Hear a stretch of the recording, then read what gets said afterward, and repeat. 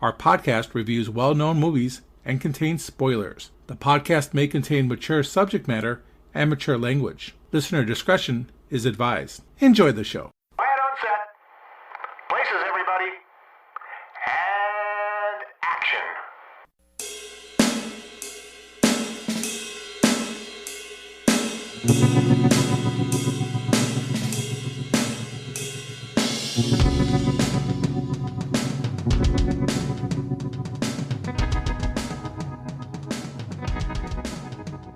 Welcome, everyone, to the Hooked on Movies podcast. Today we'll be looking at the 1995 psychological crime thriller Seven. With me are Ken. What's in the box? And Ted. He's a nutbag. Just because the fucker's got a library card doesn't make him Yoda. And I'm Eric. I visited your home this morning after you left. I tried to play husband. I tried to taste the life of a simple man. It didn't work out, so I took a souvenir. Her pretty head. Well, damn. Ominous lines from an ominous movie. All right, we're talking Seven. Ted gives the details. All right, so Seven is directed by David Fincher with a screenplay by Andrew Kevin Walker. It has a running time of 127 minutes. It was released September 22nd, 1995. It had a budget of $33 million. And a box office gross of $327.3 million. Seven stars: Brad Pitt as Detective Mills, Morgan Freeman as Detective Lieutenant William Somerset, Gwyneth Paltrow as Tracy Mills, R. Lee Ermey as the police captain, Richard Roundtree as District Attorney Martin Talbot, Richard Schiff as Mark Swore, Mark Brune Jr. as Greasy FBI Man, and the very secret addition to the cast, Kevin Spacey as John Doe. Yeah, and if you didn't know that, you obviously haven't seen this movie. So we're not giving a spoiler out. Too bad. Since it is 27 years old. What did the critics think of this one, Ted?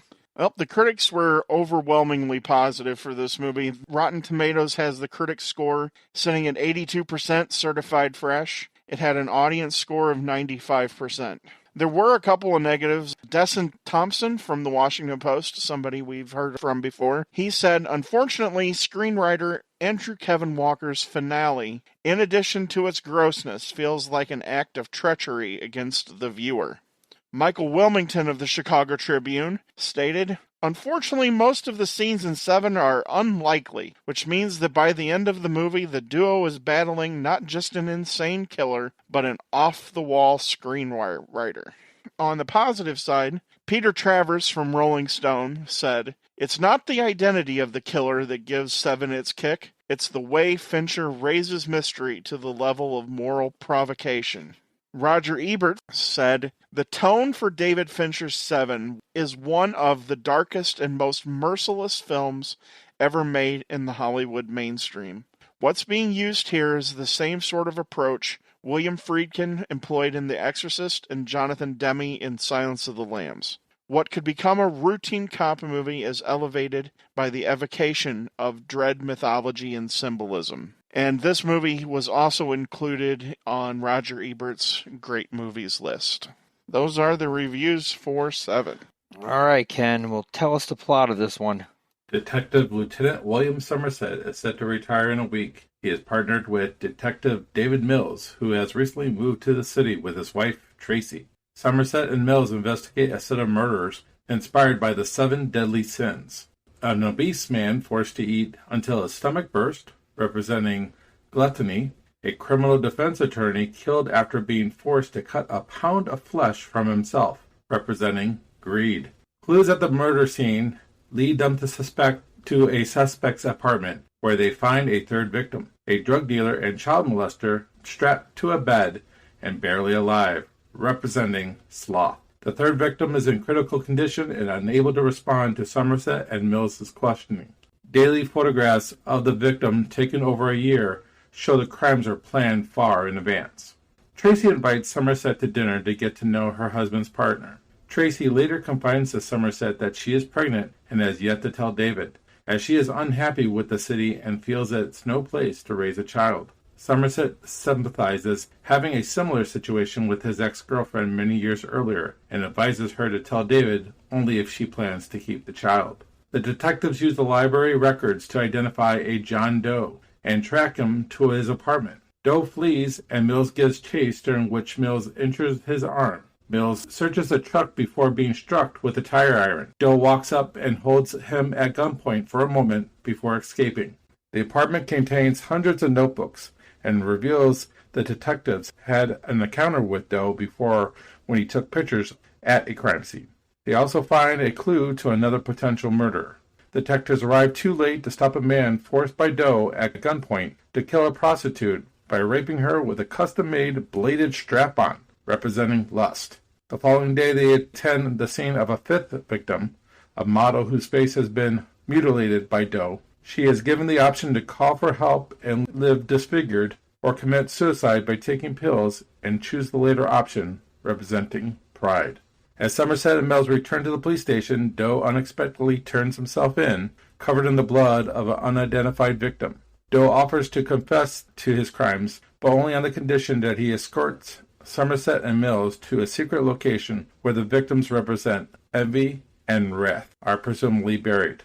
Otherwise, he will plead insanity. Detectives agree to escort Doe. During the drive, Doe expresses his lack of remorse for his crimes, declaring the victims deserve to die, and professes himself to be a martyr chosen by a higher power. Doe also makes cryptic, threatening remarks towards Mills, who maintains his belief that Doe is simply insane. After their arrival, a delivery van approaches. Mills holds Doe at gunpoint while Somerset intercepts the driver, who says that he has been instructed to deliver a box to their area. Somerset opens the box and in sudden panic tells Mills to stay back. Doe reveals that he himself represents the sin of envy, and he envies Mills's life with Tracy, and implies that the box contains Tracy's severed head. He goads Mills, telling him that Tracy begged for her life and the life of their unborn child, and reacts with surprise and delight when he realizes Mills was unaware that Tracy was pregnant.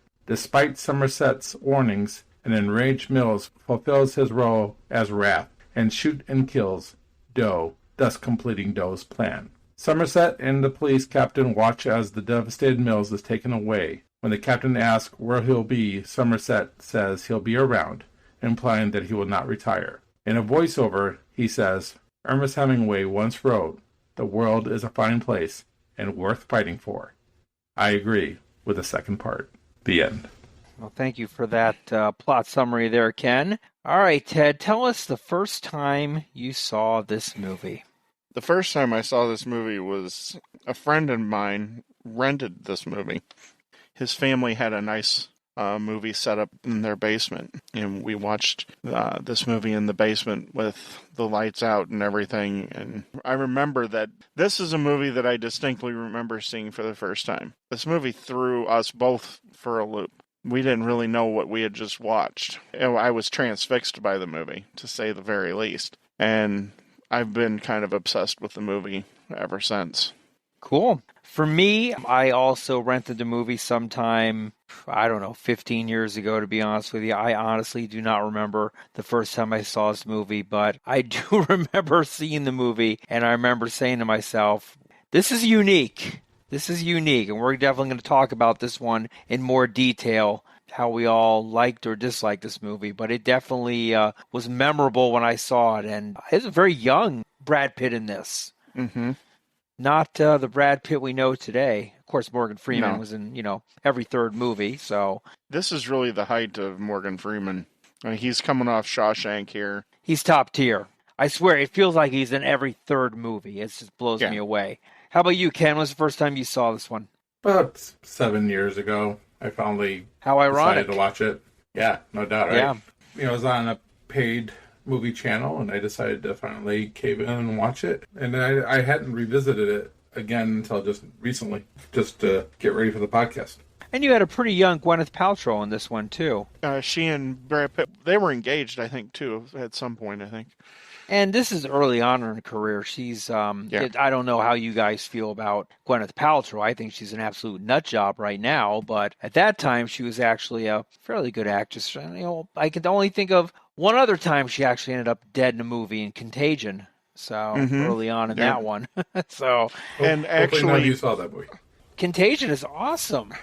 yeah, it's really Well, good. you just ruined Prophetic. it for them, though. Okay, Prophetic. first off, But- if anyone listening has not seen Contagion and you lived through the pandemic, Exactly. you have a problem. All Why right, didn't that you watch and, it during the pandemic? what was it, 12 Monkeys or whatever that... Well, I haven't I seen love it yet. 12 Monkeys. well, they all then died again- at the end, Ken. But, They all but died then again, at the I'm end. trying to still get through the Irishman, all 3.5 hours of that. Oh, saga, my so. goodness. Don't But get me he- started on that one, man. Just sit down and watch it. Here's the thing with Contagion. Actually, Gwyneth Paltrow's head Same head was- that they used in this movie. well, they didn't use it in this movie, so they used it in Contagion because they still had it. Lovely. Amazingly enough, Not to get off track here, but you've piqued my interest. What scene in Contagion is Gwyneth Paltrow's She's- head? You mean when she's like foaming at the mouth and stuff? no. When she's there, she's dead. They're doing an autopsy on her. Did they cut her head off? It's the body that they used. It's not Okay. her. So they kept And their so body, they but used the head. used a different head? A They stunt head? used a different body, but they used the head that was supposed to be used in Seven was used in Contagion. We're going to definitely talk about the ending of this movie, but that's going to be later on in the podcast. So I don't want to get on any real tangents about other movies. As much as I love talking about Contagion and other movies out there where Gwyneth Paltrow dies. I think she's a good actress. Yeah, but in real life, she's a nut job. She's come out as very eccentric. Nut job. Yes, Sorry. I said it, folks. she's And I a have bit to admit, eccentric. when she died in Contagion, I was like, oh, especially when we found out about her affairs and what have you. So let's get back on track here. Let's start off talking about the relationship. The movie kicks off with a murder scene. And you have Morgan Freeman's character, kind of walking around asking questions. And you get that sense that the police staff, not too fond of him, really wants him to retire. And then you have Brad Pitt's character who kind of walks in, I guess, assigned to the precinct. And you can kind of see where the relationship is already starting to kick off there. They're kind of like oil and vinegar right off the bat. What do you think about that, Ted? The movie establishes very early that Somerset, he's been around the block as far as being a cop or detective goes. He's very worldly in his knowledge. He has a lot of book learning. He thinks of things on a deeper level. It seems like he's more into the psychological aspects of the crime. Like immediately he asks, did the kid see the murder? He's always thinking of alternative theories as to why a person passed away Why did rather that than set just... off the other detective? I never could figure because that one out. the other detective just wanted to close the case because he thought it was just cut and dried. Whereas Somerset thought, well, maybe the kid did it. Maybe the guy was beating the mom and then the kid shot. So that's how I interpreted it. But yeah, I also think that he's gotten so cynic. And that's why he's very retiring. cynical. And it's probably everything is gloom and doom when it comes to him. Even though it's a murder scene, they just can't do their job. He might even bring it down a step even more to make people even feel even worse. The kids see it. Oh, great. Now I have to think about it. The kid saw it. I just want to do my job and get out of here. Right. And I think that's kind of like the relationship with, because that's why he says, we'll be glad when you retire because we just don't want to deal with your crap anymore. So why was Mills brought in? Was Mills just brought in as a Well- transfer to the department? Yeah, he relocated and requested to be sent to this precinct, which we come to figure out that it is in Los Angeles. So it is in California. I thought And- they purposely didn't want to name it. Not a lot of location. deserts in New Because York State. they were going to go film in the East Coast some subway scenes to not give it any particular location, but they couldn't afford it, so they didn't do it. When they're driving John Doe, there's a massive road sign Is that there shows. subways in Los No. Angeles? There are no subways Well, in then LA. where There's are no they mass living? Where transit. shakes the apartment then? It's like an L, or it could just be train tracks. Now, see, the funny thing about that is, it's funny you bring that up, Ken, because I was thinking the same thing. Just this week when I watched it again, I hadn't seen it in so long. I'm thinking to myself, oh, they must be on the East Coast because everything is so dark and dreary and it's rainy. And even the cops have like New York accents. I mean, Right. it's very East Coast. And you don't realize it until they're out in the desert. And you're like, oh, we got to be on the West Coast or Phoenix or something if we're out in the desert. I think they did that on purpose to make it very kind of dark. Because when you think Yeah. of LA, even the worst part of LA, the downtown part of LA. You don't think of dark and dreary, and they don't have tall buildings in Los Angeles either, like they do in New York or your East Coast cities. But I'm guessing David Fincher and the producers probably did that on purpose. Yeah, so Mills, we come to find out that he's requested a transfer here, and he comes in with a very confident, very naive almost, even though he thinks that he's seen it all. He's not seen anything like that Somerset happens, so they clash immediately.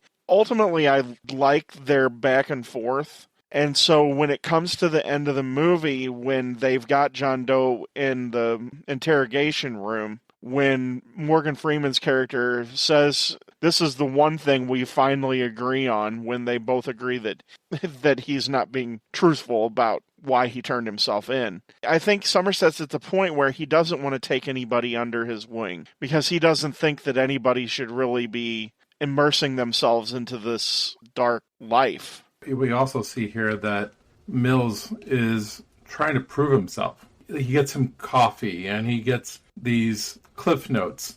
He wants to prove to Somerset that he can do this job. Because all through this, we have Somerset saying that he doesn't want to be on the case. But we always have Mills always saying, give it to me, because he wants to prove to everyone that he's capable. And when we find out later on, very early in his career, and he's probably still early in his career because he's a young guy, he shot and killed somebody. And so I think from there, he's always had to try to prove himself to others that he wasn't just some kind of stupid cop that accidentally killed somebody. Like we said with Somerset, he's done. He just doesn't want to deal with this anymore. Getting a new partner, he's only going to be there for a week. Why establish a relationship with anybody within a week? There just doesn't seem to be any point of that. Yeah, so it's true. He's burned out, too. He's just done. Yeah. The interesting thing was, the beginning of the movie actually was going to originally start with him going to the library to get away from everything. Mm-hmm. That was going to be one of the first scenes of him just trying to get away from the city. In fact, one of the other opening scenes was him at the house that he was buying once he retired. But and he cuts the wallpaper, sliver of the wallpaper with the flower on it. One of the things I think that the movie does brilliantly is it establishes great foreshadowing. Brad Pitt's character of Mills, he's very impulsive. He acts out of his emotions. He lets his emotions get the better of him. And like you said, Ken, we come to find out that he has pulled his gun and he's fired his gun, whereas Somerset has only taken his gun out of his holster once and never fired it. He pulled it out 3 times but never shot it. So yeah, you're right. Somerset never fired his weapon. Right. So it establishes really early that he's impulsive. Mills is almost like the id, if we're talking about psychology, and whereas Somerset's more of an ego, if we're using Freud as a tool. But their relationship is a fascinating relationship. What finally solidifies everything, and they see each other from a more human sense when Somerset comes over for supper. And even though Mills does not necessarily want that, they learn about each other on a more personal level. And I think that's the turning point in their relationship. And they're being presented with all these horrific things. After that meal, things definitely, you could tell they were much more coherent with each other. They talked more, they listened more to each other instead of just kind of being together but on their own doing separate things. I definitely noticed that change after the meal.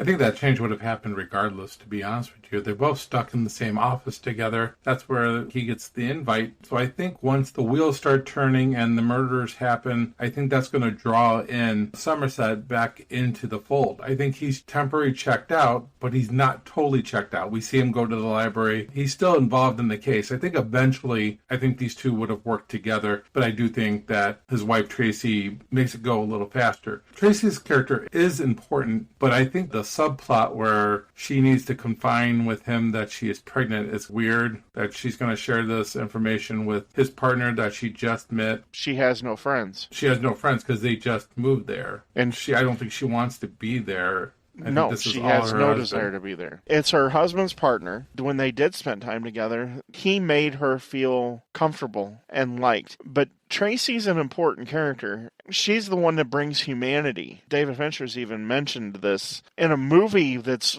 full of lacking empathy or humanity, she's the person that does put the humanity forward. She's the one that causes them to see each other on a more human level, where they would have just seen each other on a business side of things, on the police side of things. I don't think they would have ever sat down and really had a heart-to-heart conversation like what they did when they were at the dinner table. They got to know each other. We find out really early with her as well that she wants no part of being here in this city. She's not for it at all. She was a teacher, and we come to find out that she most likely had to abandon her job so he could move to the city and be a detective. We don't know why he wanted to move, though, do we? The way I've always interpreted it is he wanted the glory. She even calls him Serpico. He says he calls himself Serpico. Serpico, yeah. That's how he sees himself, and he wasn't going to get it in it. I assume they come from a smaller town. Maybe if we had more backstory. No, I'm just kidding.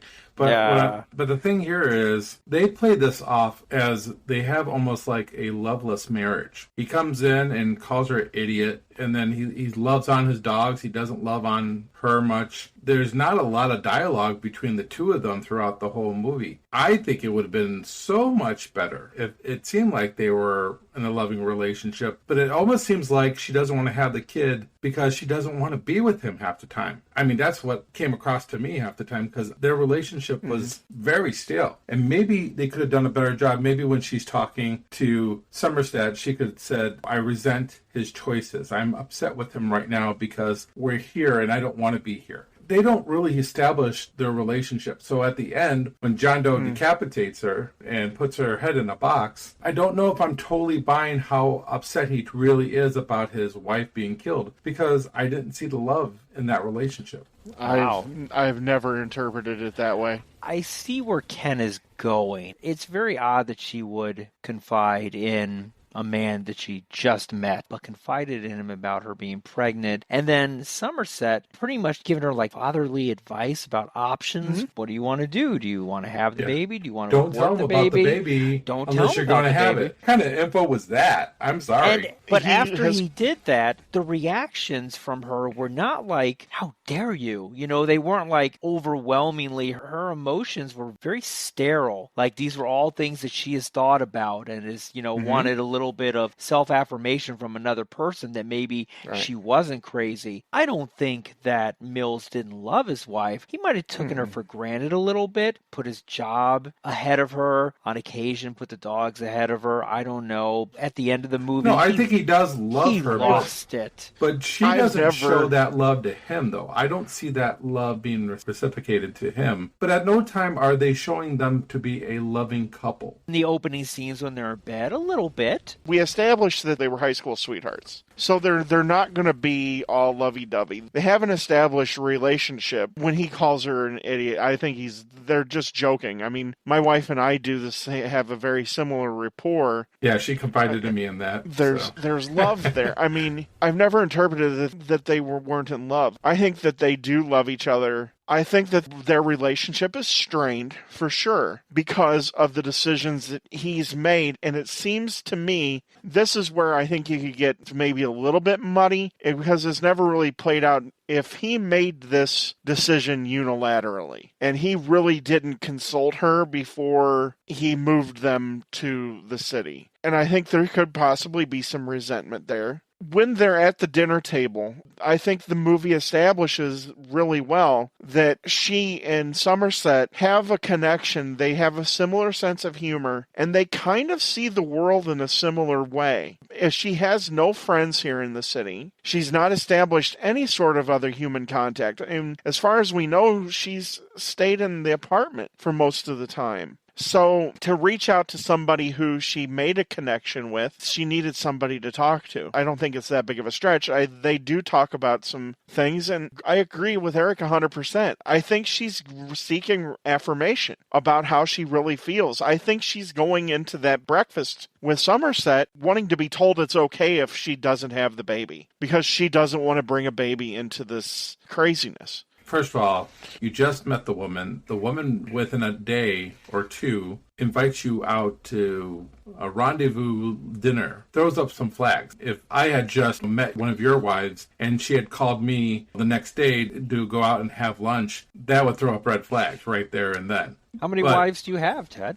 I don't know. I only know of the one. Well, I'm talking about each one of your wives. I'm not I saying... thought you meant Ted's multiple wives. That would be awkward. But I mean, it's not like she probably doesn't have friends that she can't call. But that's not an apples to apples comparison. No, it is an apples to apples comparison. The guy just No, it met. really isn't. You don't think it's awkward that a guy meets the wife's partner and then the next day she asked him out for lunch without telling her husband? That to me is really weird. I would have not said yes. Not only is he his partner and he agrees to this lunch, but on top of that, when she tells him about being pregnant, he says, don't tell him that you're pregnant unless you decide to keep it. So if you decide to get an abortion, don't tell him that you're going to get an abortion. Somerset also knows the type of person and how impulsive Mills is. No, he doesn't. They just been around each other for a couple of days. What do you mean? He knows them exactly that well after a couple of days? It's not in his place to say anything like that. It's Riggs and Murdoch. It is basically Riggs and Murdoch because he's retiring in 7 days. You know, Riggs is impulsive.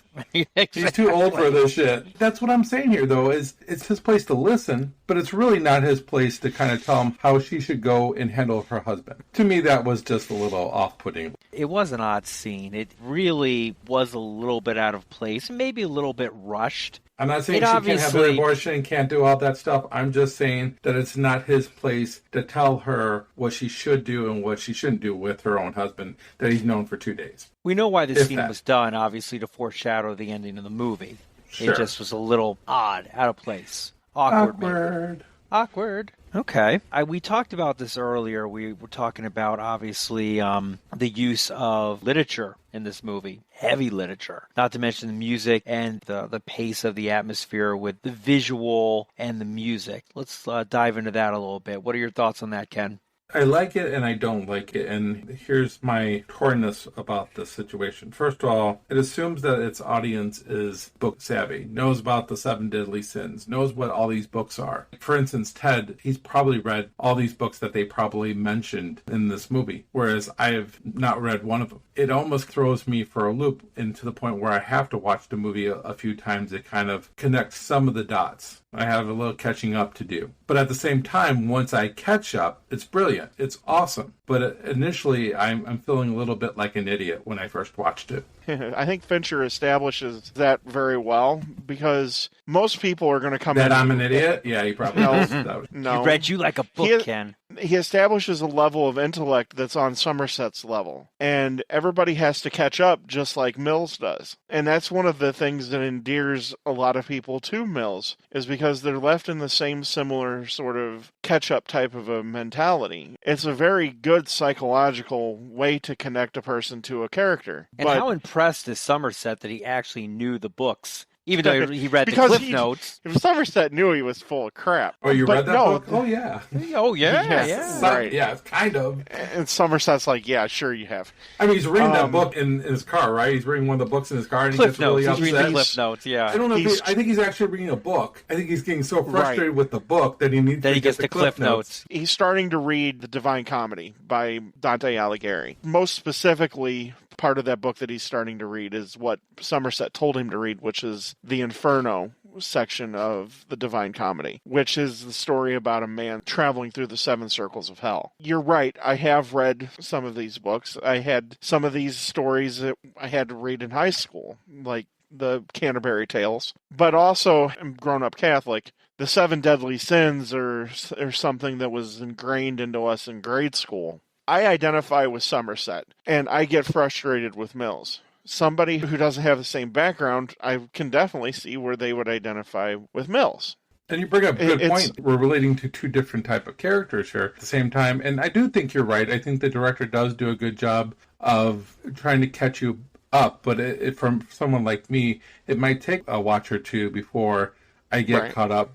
Just like Brad Pitt's character, it took him a while to kind of get caught up. I'll be honest, and this is not my final review, but initially when I watched this movie, I was highly frustrated with the movie and felt lost. Still loved the ending, but a third of the way into the movie, I'm sitting here going, what's happening. And then I get caught up, and then I kind of figure it out, but then I have to watch it again to find out what I missed and what would have been easier for me to catch on to earlier that I didn't need to get caught up later on in the film the first time. I love the disparity in the music. I love the fact when Somerset's doing the research in the library and they're playing Johann Sebastian Bach. We've just come off some real heavy stuff. And then we're going into this area where he's doing the research. You can see how Somerset relaxes himself. It's with the classical music. He finds a oasis for himself in the learning in the books. I like how he uses the metronome to sleep. Exactly. Yeah. I love that too. Could have used it the other night. Yeah. When it needs to ramp up, like they go to industrial metal. The opening credits are from Nine Inch Nails, which is Trent Reznor, which is funny because really intense. Because Trent Reznor goes on to become David Fincher's main music editor in The Social Network and most all of everything that Fincher has done since Seven. I think that there's that comparison. It really is great. Howard Shore, his score for this movie is great. And of course, Howard Shore also scored Silence of the Lambs. So he already came in with a knowledge of how to manipulate a scene with music to ramp up intensity, but not overshadow what's going on the screen. I think it's a really brilliant use of music, in my opinion. Howard Shore, his early beginnings. Do you know what his early beginnings are? Musical director for Saturday Night Live from the beginning. Oh, yeah? Like 75 to 80. That's cool. Howard Shore and his all-nurse band. How about that? Gotcha. That's cool. Going back to what you were saying about they're playing the music in the library, I also like that because Somerset talks to the guards about, you have all these books around you and what you guys are doing is playing poker. And it's the guards that play the music. For me, it's like saying, hey, you're not into books. Maybe you're cultured in a different way. And I like the fact that that's what the guard basically says. He's like, how's this for culture? And he plays the music. I loved it. I thought it was great. They sit down and playing poker, but they're playing poker to this music while he's researching the books to the music. It kind of shows two sides of the coin, an intellectual who's out there doing research with books and people who are actually playing a game of poker, which in a way, he's kind of playing himself a game of poker with John Doe. They're playing a game with him. Sometimes they think they have the upper hand, and sometimes they believe John Doe has the upper hand. I don't know if he does it purposely that way, but I was kind of enjoying it like that. The use of the music, it only gets really oppressive when they're going into what is probably the most violent death in the movie, is when they're going downstairs into the rent-a-room motel. Yeah, that scene is very disturbing. The music there is like super heavy metal. And it's the only time where you feel like you're almost at a concert because you feel like the characters have to yell to get their point across. And I think that's a great use of that because that is one of the most gruesome deaths that I've seen in almost any movie ever. So do we call that death metal? Yeah, I guess, almost, yeah. But technically it's industrial metal, but it's a very funny joke. Well played, Ken. Well played. I've never heard if Fincher did this intentionally, but that scene of them walking down those steps into that, it's not even a bordello. This place is like a rent by the minute. It reminds me of back when we watched Taxi Driver. That's what I was just going to say. Yeah. That's the same type of establishment we're dealing with. It's very, very similar to that. I don't know if it's an homage to Taxi Driver, but wow. Like I said, that's one of the most gruesome things that I've ever encountered in movies. I love the way Fincher shoots the movie. It's dark. It seems like it's always raining until John Doe turns himself in. And then it's like the light comes on. And as a viewer, the change in mood there and the change of lighting, you almost feel comfortable. And it's like, maybe this is over. It's a good point. I never thought about that. Even though in the back of my mind, I'm sitting there going, this guy's got 2 more sins to go. But you almost feel like maybe he's not going to make it through all 7. And so you kind of feel a little bit more relaxed when there's light out.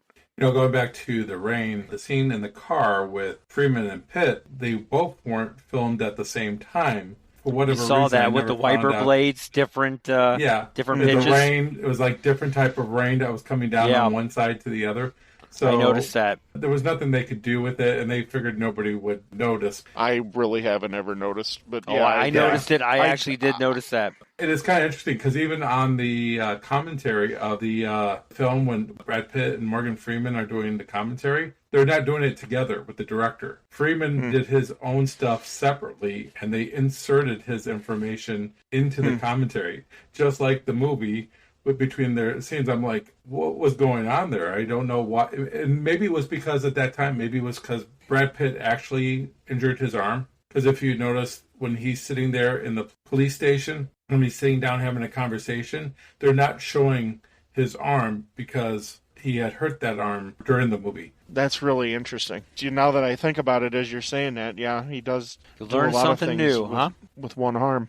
Okay, when they filmed that scene where he hurts his arm, that actually is what happened. He actually hurt his arm. Okay. And those other scenes had yet to be done yet. Gotcha. And so I think that's why we have the split scene between Freeman and Pitt in the car with the rain, because of that injury. So they were filmed at separate times. I think it was a sprain or broken arm at that particular point. And as far as how something's shot, when they do get to the interrogation room and they're interrogating the guy who committed the Lust murder, I don't even know if you would call him a pimp, but the guy that rents the rooms out. He's the manager of the place, if you will. Right. So Like, he's you the guy enjoy your that job? Yeah.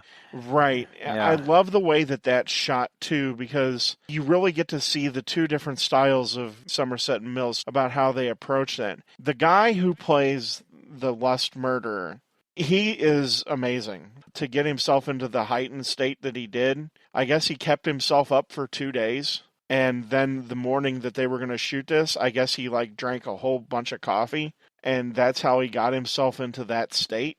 His scream at the end when they have to turn the volume off in the viewing room, I completely get that. You feel for that guy. He might as well be dead. John Doe didn't kill him, but he may as well have. Because that guy's never going to be the same ever again. No, he's probably going to take his own life down the road. Most likely.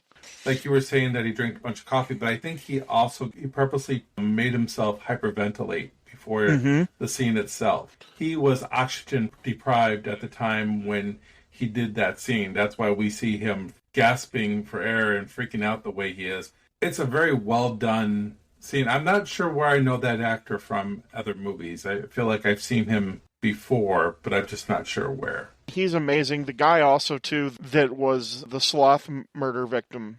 They didn't have to do a whole lot of makeup on him because he's a tall guy that was really thin to begin with. But then when he came back to film, Fincher said that he had lost 60 more pounds after he had gotten the role. So he was emaciated looking when he started to film, so they didn't have to do a whole lot. This movie's so full of people that are doing a really great job. Fincher just gets the most out of everybody here as well. I agree with you. In general, everybody is wonderful here, especially Kevin Spacey. Kevin Spacey takes over the last third of the film. Originally, they didn't want Kevin Spacey because I think he would have been just way too much money. And actually, they had R. Lee Ermey.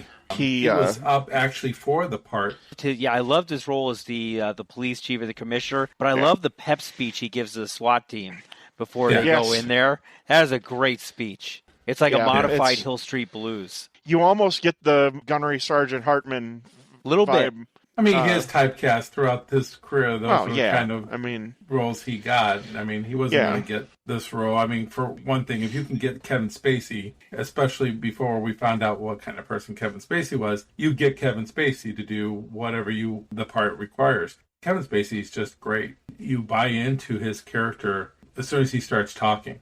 Nobody can deny that talent. When he's in the back seat of that car just talking to Brad Pitt, he just oozes out evil. He is one of the most sadistic, evil people that you've come in the history of movies. I mean, we think about Hannibal Lecter. We think about Anthony Hopkins' performance. I don't know. I think Kevin Spacey takes evil to the next level in his performance here. That's a great segue, actually.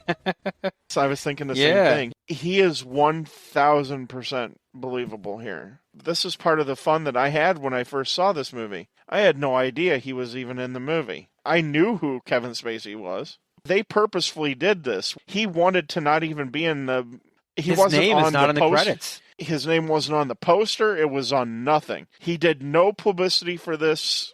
And that was part of why he wanted to do it, is so he wouldn't have to do any of the publicity for it, because he was very busy at the time. It turned out to be amazing, because John Doe is one of the most fascinating murderers in movie history. Ken is exactly 100% right. He's right up there with Norman Bates, Hannibal Lecter. You can go down the line of just complete and utter psychopaths that have inhabited the screen. And I think it's great that Somerset points out that, no, this guy is human. He's doing inhuman things. And Somerset points out that it's easier for Mills to label him as a nut job, but he's not.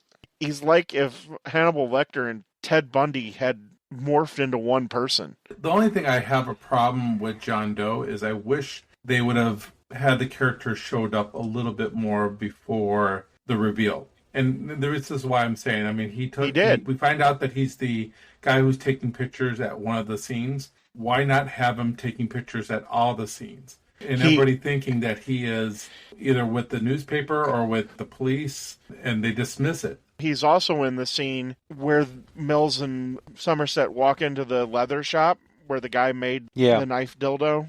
He's walking around too. Where was he in that scene? He's walking outside of the... I thought that's what I thought I saw one time. Okay, yeah. Okay. But see, I would like it a little bit more blatant. I would like us to see his face here, there, everywhere. And then at the end be like, oh yeah, that guy was there and there and there, and they didn't see it. We don't get to notice it until we get to the tub, and he's got the pictures developed of the picture that he shot and says, I got your picture. I mean, that would have been great if we would have had that character doing something like that throughout the movie until the reveal. I respectfully disagree. I think that he's in it just the right amount. I think by not having them in there, it makes him actually creepier. It makes him feel that this is more calculated. It's funny that his lawyer is going to try to use the insanity defense, but there's no way that's going to fly, because this guy has calculated every single move that he's made. Like Somerset says, this is a man who waited an entire year to the day to have them walk in on a victim. Kevin Spacey ultimately is right. When they're riding in the back of the car, he goes, people are going to study this for years. Essentially, he's going to be immortal because people are going to study what he's done in classrooms forever, or talked about on true crime books or whatever. You can barely comprehend it. It's so just completely vicious. Is everything calculated? Because when we have the situation where Brad Pitt's character and Morgan Freeman, they find out where he lives, they discover him, he calls like an audible. Unless he has determined ahead of time that he was going to kill his wife a while back. This is where I kind of get a little lost with the calculations, which I think is really interesting to see in his apartment. He has a trophy case, the first 3 murders at least. What was he going to do originally? This is what we don't know, and all we can think, somewhere in the ramblings of all of those notebooks that he wrote, Ted Kaczynski style, in his apartment, that the plan is somewhere in there. But this is also part of the brilliant part of the pacing of this movie. Up until the point where Somerset and Mills knock on his door, everything is calculated, but then everything ramps up. That's where the pacing starts to increase. It's almost like a roller coaster. I hate to use that analogy, but that's what it kind of is. Everything's going up, and it gets to that point, and then it's straight down, and it's madness all the way down. I think he had the Pride murder planned out, but I think that he did speed it up because he realized that they were kind of on to him, and he needed to finish. And I think because of the way Mills treated him, as when he was being a photographer, and he saw what kind of personality he was, and he's probably been stalking Mills and Somerset because they were on his case, and we know that he's paid other cops for information. I think that's when he determines that he's going to take Mills down with him, and that's where he makes Envy and Wrath. I don't know what he was going to end up doing for those, but I think that he did call an audible, and he just takes the viewers along with us. I think I'd rather not have seen the Audible. I wish this was more, all this was planned out. Even the murder of his wife Tracy, all this from plan one. Somehow he was the reason that he wanted the transfer, and that it was always about David Mills. Then it's a different movie. Then it's a revenge movie. Not necessarily. But it sounds like a revenge movie towards the end, because why does he pick David Mills' wife at the end here? Why does he ramp it up and go after David Mills? Because he knew Mills would snap. He knew Mills would snap, and he also did envy his life. Mills had a beautiful wife. They have an apartment. They're doing relatively well. They seem to love each other, and you know that he's been stalking them, so he sees this. And that's where the foreshadowing comes in, and it's a little thing that you might miss on the first time. But when they break into the apartment, which is a very impulsive thing to do, he gets the phone call, and he says, "I admire you." That should be the first Spidey tingle that you get that he's coming after Mills. Plus, he let Mills live. This is why he is envy. That's the weird thing about it, because really, when it's all said and done, it really wasn't Mills that came up with the idea of how to find him. It was actually Somerset. If anything, Somerset was the one that had connections with that guy who pulled the library records to find out who this person was. It wasn't Mills. In a way, John Doe's obsession with Mills is kind of misfounded a little bit. If it's somebody that he should admire, it probably would have been Somerset. But Somerset wasn't happy. From looking on the outside, looking in, John Doe thinks that Mills and his wife are happy. I mean, he doesn't see the same side that we see, which is the other side of the coin, which is that she's pregnant and she doesn't know if she's going to keep the baby, that they're having problems because she really didn't want to move to the city. He doesn't see that from the outside. He doesn't know this because he's not on the inside. He just sees the outside, and it looks like they're somebody that he could be envious of, that they live essentially a normal life, and he's not living a normal life. I don't know if I'm going to agree with you that he's been stalking him. At no time do I feel like he's interested in Mills in any type of way until he's found, and then he ramps it up. And then, as he's talking in the back seat of the car, he tells basically how all these victims deserved it. Tracy Mills didn't deserve anything. He didn't know Tracy Mills. He didn't know that Tracy was pregnant and not telling her husband about it. He didn't know about the problems in their marriage. He doesn't know anything about them. And to choose them kind of goes off the rail of what he had done previously. He chose the first person because he was obese, the lawyer for being greedy, and then you have the prostitute being killed for her profession. All these other people had a reason why, and it was due to a sinful life that they had. When he picked those two, it was off script. It was totally different. But see, did he pick the prostitute? He picked her because there was a picture. That was the model. That was the model. Okay. That was the model for Pride. But he picked the guy who killed her because he messed him up. Like Eric had said, he's probably going to end up offing himself. So he's done this before, but if you look at the overarching theme of what Tracy represents, she represents innocence and humanity. And to the viewer, that's what he's doing. He's killing the humanity. But that goes off of what she is innocent. That's why he knows her death will generate wrath. Exactly.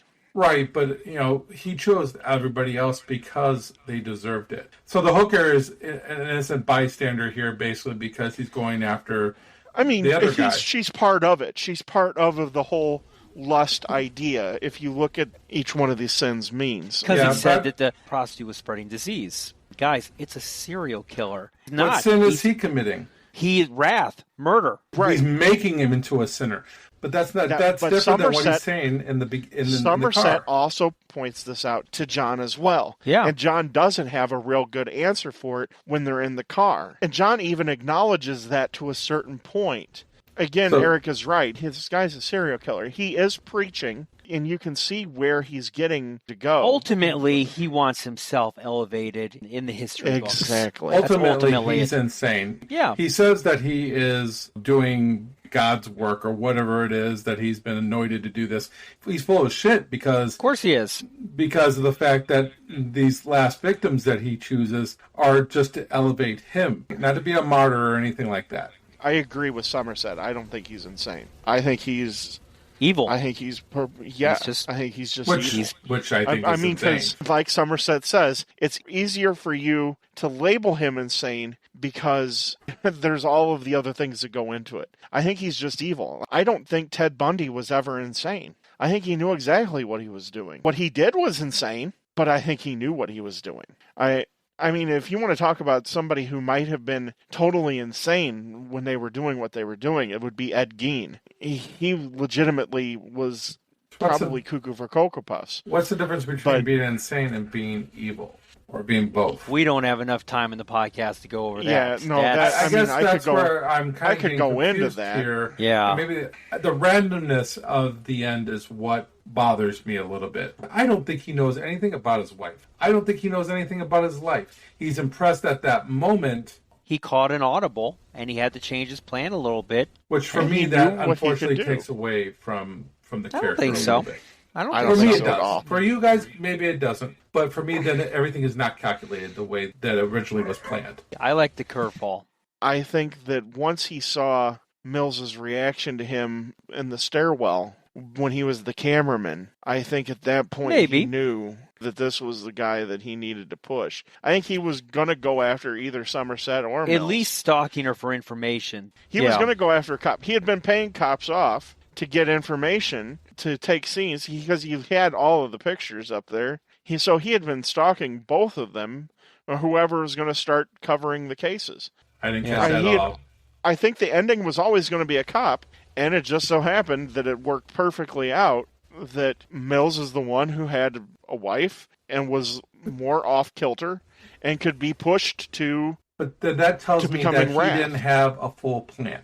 That his plan wasn't fully planned out. If he was doing this for a domino effect, he would have already had, after he killed his first person or second person, he would have already known who his last person would have been. He doesn't figure that out until after at least the second part. Normal serial killings don't have what you're talking about. BTK never knew who his last victim was going to be. Killer. People that are serial killers do not think on the same wavelength as someone who rationalizes things as good and evil. Okay. I'm not saying he's insane. His thought pattern completely different. You can't rationalize with an individual like this. Yeah, but everything else is pre-planned out. So I thought that he had a game plan from start to finish. Now we're saying he didn't have a game plan from start to finish. Well, he was doing this on the fly. No. Calm down. He knew what he was going to do. He had a game plan for the sins, maybe just not way of carrying them out with which people he was going to use. Well, he had one guy that he had for a whole year. And he could have kept him alive for another year. Serial killers, man. No, I think at that particular time, I think he was ready to expose him for what it was. Is that the first person he planted was the drug dealer? That's the first guy he decided to go after and hold? Yeah. And then the other ones? I don't know. I guess I wanted my serial killer to be smarter. Why? He got what he wanted at the end. Let's talk about the ending of this movie. Yeah, let's get into the end. Let's fade into this here. Because let's be honest, this is why everybody's tuned in. If you're one of the people who listens to the podcast and you have not watched this movie, and you don't want the ending of the movie ruined for you, even though we've kind of told you stuff leading up to what the ending of the movie is, go watch the movie and then come back and finish the podcast. Yeah. So we're going to give you everything here in the last 15 to 20 minutes of the movie. If everybody that's watched it, this is why you're here. This is the main event. So, Eric, you want to start us out here? So, obviously, John Doe, if he wanted to carry out the last two sins, he could have done that and just ended this thing. And it would have been the movie. But we all know what his game plan was, how he wanted to be martyred in his own mind and be carried out by the last sin, which was envy. I think from the time that John Doe turns himself in the police station is really where this movie gets interesting. I'm on the edge of my couch watching this. Like I said, I haven't seen this movie in I don't know how many years. And I forgot a lot of the little nuances between. I knew how it ended, but I forgot kind of the little tidbits between it. And I'm like watching this scene almost like it's the first time because there was a lot of stuff I forgot. I loved everything about the ending of this movie. I love how Somerset's character plays out after he finds her head in the box, and you never see the head, which I think is No. a very good way to play this, because I think Yes. the reaction on Somerset is perfect, because pretty much his game after that is, put the gun down, Mills, because he knows what Mills is going to do the minute he finds out, and how it is explained to him after John Doe tells him what he did. I mean, I think Brad Pitt's acting is maybe a little bit overacted, just a little bit, but you know what? It's picking nits. It's so minuscule. The What's scene in the box? Yeah, exactly. I think he knew what was in the box and he just didn't want to accept it. But the only thing I don't like about this scene, I don't like how it ends with him in the police car. It leaves so much open. What they say? They were going to fade to black at one point. Boom, black. And the audience would have been like, holy shit, what did we just see? I mean, it would have just been incredible. The ending of this movie is one of the most perfect endings. The first time I seen it, I never anticipated that this is the way this was going to go. No, never saw it coming. And at the first, No, at the you first, didn't. Stop Yes, it. I No did. way. They Did you hadn't really? shown his wife in ages. You No, really so- thought that they were going to like deliver her head, or you thought like she'd be in pieces No, in the box? I thought they were going to find her dead out there somehow. I didn't know the box Okay, contained her head, okay. but I knew it was her, and I thought it was the baby. Those were the next two deaths because we hadn't seen Tracy's character in a long time. John Doe did not lie. He did say two bodies, didn't he? Yes. Yeah. watching this for the first time, I did not see how this was going to go. I was fully engaged at this point. I didn't know how it was going to end. I just didn't foresee this being the ending. What's brilliant about this and what makes it so satisfying, it lives up to the hype that the whole movie has led up to. Somerset's even said there's not going to be a happy ending. And he just says that offhandedly to Mills, not knowing what he's foreshadowing. If this has a happy ending, this movie sucks. If they wrap this up into a tidy little bow and everybody makes it out okay, and it also ends up sitting with Somerset and Mills and Tracy sitting on Somerset's back lawn after everything's been put to bed, this movie is not what it is. I fully bought into the darkness. The ending is satisfying. The movie is exactly what it's supposed to do. It's shocking as hell. But look at the subject matter that's led up to this. It's been one dark murder after another. The finale has to be big. The moment that I knew that it was something had to do with Mills's wife is when Somerset opens the box and he's shaken to his core. And Morgan Freeman plays it perfectly because he's been a cool customer the entire time. And then all of a sudden... Yeah, he looks in the box and he looks over at Mills. And you're like, oh, shit. He's panicked. Yeah. I love Kevin Spacey here. I love the way he toys with Mills. And he toys with him because he knows that he can. And seeing this is the difference between John Doe and Somerset. Somerset knows he's intellectually above Mills, but never acts or treats him Mills less than. Whereas Kevin Spacey and John Doe knows he's smarter than Mills, and he uses it to abuse him. He just, with a flat affect, just tells him about what he did to his wife. It's so shocking. I agree with you 100%, Eric. The original end to this movie should have been the shot and then cut immediately to black. And just leave it black for like 4 or 5 seconds, and then the credits start. Just for that long enough period of time for that to sink in what you just watched. Like and the have ending of The credits Sopranos. start. Exactly. I would have changed it just a tad on that. I agree with mostly what you guys are saying here about the end and fade to black. I would have actually had him put the gun to his head and then fade to black. Like he's going to kill himself, kind of? Killing himself. And you hear Morgan Freeman's character go, no, and then black. That would be good. I could totally buy that as well. After everything you have said, Ted, what I've been thinking now, John Doe's character really doesn't respect Mills at all. He's telling that he's impressed to get him on board. So I'm starting to connect a little bit better here with his relationship with Mills. He doesn't think Mills did anything special here. I think he knows it is Somerset that is the one that's more intellectual and figured some things out to capture him. But like you said, he is the hothead. So he's going to feed into the ego of Mills because Mills wants to be that intellectual. He wants to be that smart guy. He's been trying to prove himself throughout the whole film. and Doe gives him this opportunity. But yeah, when I first originally watched this, I had a feeling it was his wife, especially when he insisted that it be those two that go with him. When he's inviting them, that's a personal invite. That means that you have invested interest in this. So that's where my minds were going here. I didn't know how it was exactly going to play out. Like, I didn't think about the wrath. All I was thinking of is, he's going to kill your family. One of the things I think is really underplayed here and takes such great directing and patience in the director, patience in the actors. You get that moment of look on Kevin Spacey's face like, maybe Mills isn't going to kill me. And then that's when he plays the final card. And that's when he lays it out about the kid. And that's where you see Somerset lose his cool even further, where he hits him. Because he's trying to shut him up, because he doesn't want him to go over exactly. the edge. He can see that Somerset is having that effect on Mills. Somerset's going to be able to take over the situation and possibly get the gun away from Mills and stop the murder from happening. Somerset knows he can't stop this because he couldn't stop him from kicking a door down, for crying out loud. He's not going to be able to stop him from shooting him. But he's almost there. Somerset almost has him, and then he plays that card.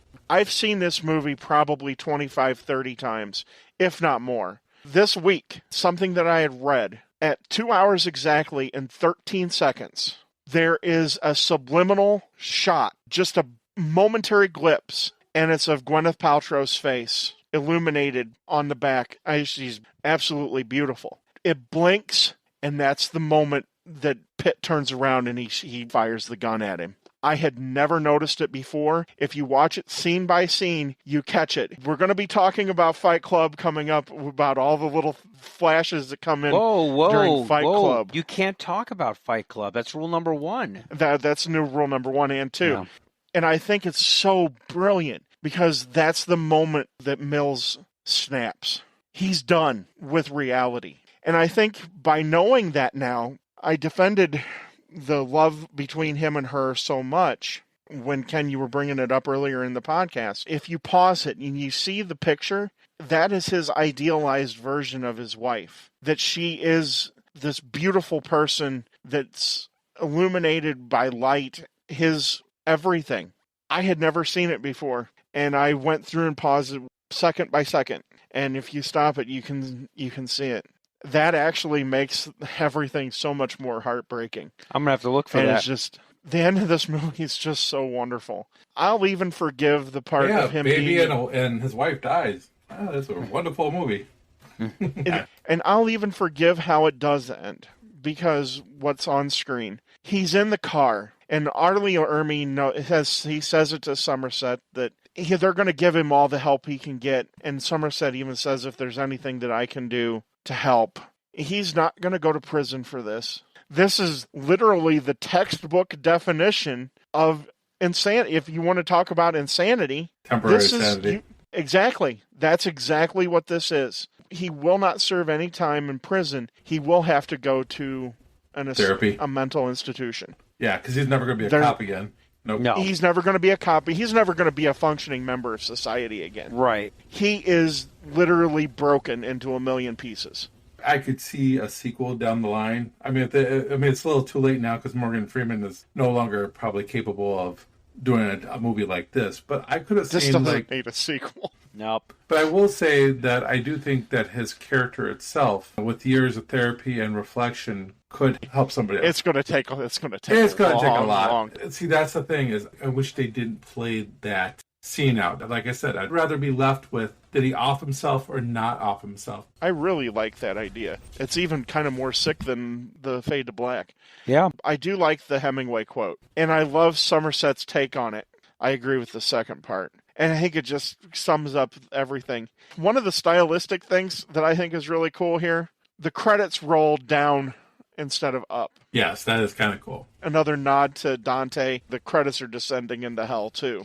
It is very interesting how they do the credits at the beginning and the credits at the end. But I will tell you that I think the story, at the end of the day, the story is about Somerset. I agree. All about him. Because he's the cop that is leaving the force because he can't stand what his city has become. He can't. And he's not going to leave now. And he's not going to leave now. Really, the whole story is about redemption story for him. Unfortunately, a lot of carnage in the middle of all that. But at the end of the day, he basically realizes that he's better to serve. And like you said, with that line, the court is the world is a fine place and worth fighting for. He says he agrees with the second part. At the beginning, he didn't want to fight for it, and now he does. Partly that's because of his partner. If there's one thing that we can take from David Mills, I mean, granted, he's a hothead, but he's also passionate and he also wants to do good. I think he wants the city to be right and he wants to help in any way he can. He doesn't think it through. He's too hot-tempered to make that work. I think what we have here is Somerset basically takes Mills's desire with his actual reason of thinking. I would have actually liked to have seen Somerset, and like we talked about a sequel, and you guys don't want to see a sequel, but maybe I would have liked to have seen what Somerset would have done, moving forward. That would actually be interesting if it's something separate from Yeah. the events here. I like Somerset as a character. At first, I don't like him either because he's so dismissive to Mills's character, to the point where he even kicks him out of the first murder scene. He basically just tells him to leave. And he tells him to go interview people, go interview witnesses. Yeah. We haven't even talked about these deaths and how gruesome these deaths are. Death by spaghetti, first of all, and then the other guy who has to basically cut off a pound of himself. It's a use of some common phrases.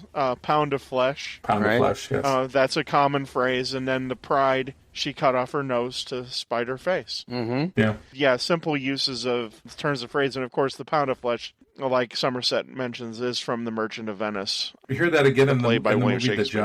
Gentleman, Yeah. Towards the end of that movie, you have the option to take off a pound of flesh. When I heard that, I was like, oh, that's kind of cool. It's connecting the two movies there. One of William Shakespeare's more darker plays, The Merchant of Venice.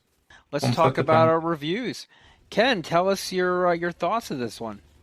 I like this movie. I know I've been picking apart this movie, and that's what I do. But at the same time, while discussing this movie, there are things that I could see better now.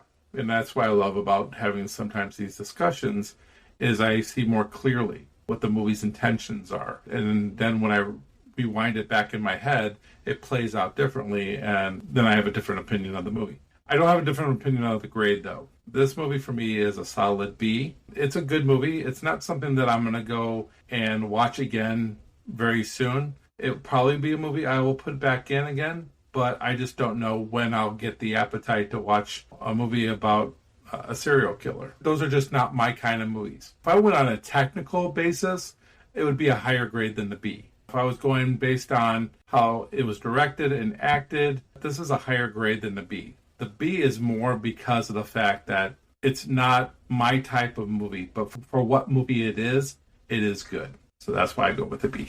All right. Thank you, Ken.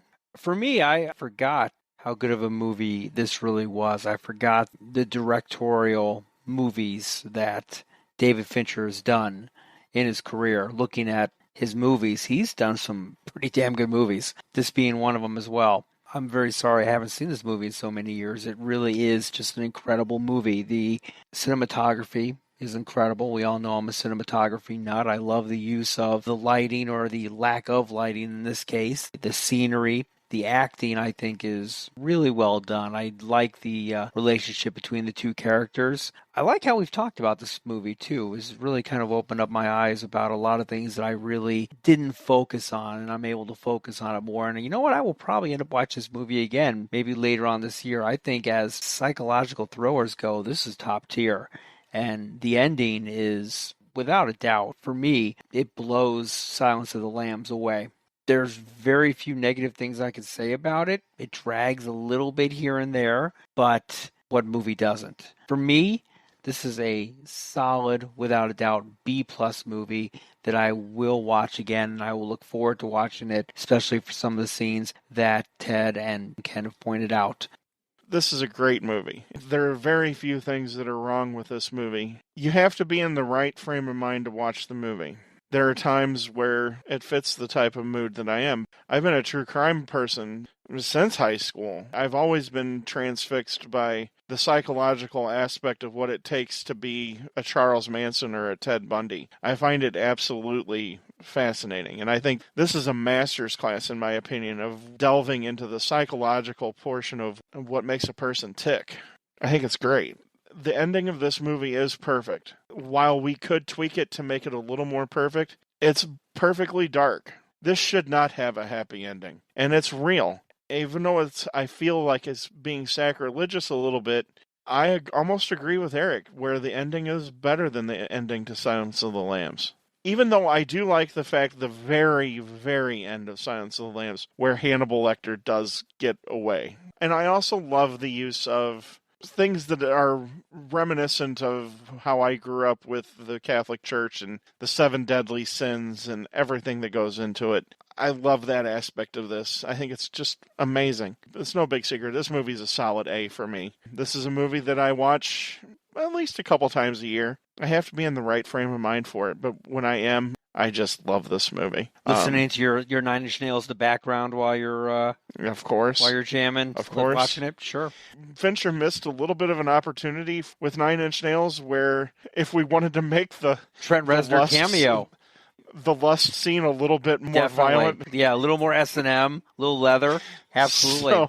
They But, could have made Trent Reznor the poor guy. He could have been the guy. Yeah, he could have been the guy that was checking people in. Yeah, why Well, not? he could have been the guy that sold the strap-on. He could have been that guy too. The guy wanted his picture back. That Right. is a whole podcast all of That itself. guy should have been arrested for even creating such an item. I'm sorry, but that is a weapon that he created for somebody that was used in a murder. So why isn't he being brought in? Oh, I've made worse. I think this is what he says. I've made things that are worse than that. Yeah, it's like, what the heck have you been making? Yeah, a strap-on that has a dagger at the end of it. What could be worse than, what could be worse than that? Our telling. That's all this. I mean, this to is part of ponder. the fun of this movie. Yes, yeah. That's part of the fun of this movie. There's still so much we could still talk about. Hit us up on Facebook. Why did those dogs protect Tracy at the end? Yeah, no those crap, two big right? dogs. Yeah, So- what happened to the dogs? I mean, there's so many I unanswered feel bad for the questions. dogs. Hopefully, Not Tracy. Somerset will take care of that. I was hoping that maybe he ends up with the dogs. He moves into their apartment. How often does a train go by? So often you don't even realize it. Ted, what are they saying about us on Twitter? We can be found on Twitter at hookedon_movies.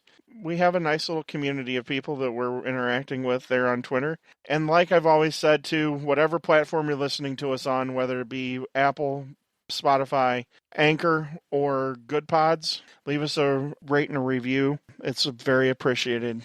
Ken, where can they find us on Facebook? You can find us on Facebook, Hooked on Movies. If you're not a member already, submit a request to become a member. We share articles and opinions about our podcast. Let us know how we're doing and make suggestions about what you would like us to do in the future. We are more than happy to discuss movies 24/7. Well, maybe 27. Give us a few hours to go to sleep. All right, well, that's all the time we have for this episode of Hooked on Movies. Next movie, we're going to be continuing in the tradition of David Fincher, and we're going to be talking about Fight Club, the movie you're not supposed to talk about. No, we don't talk about Fight Club. But somehow we're going to talk about Fight Club. We'll figure it out. You're going to have to tune in and listen to figure out how we're actually going to accomplish this. Well, thank you, everybody, for listening. And as always, I'm not wearing any pants. Film at 11. See you at the movies. See you next time on Hooked on Movies.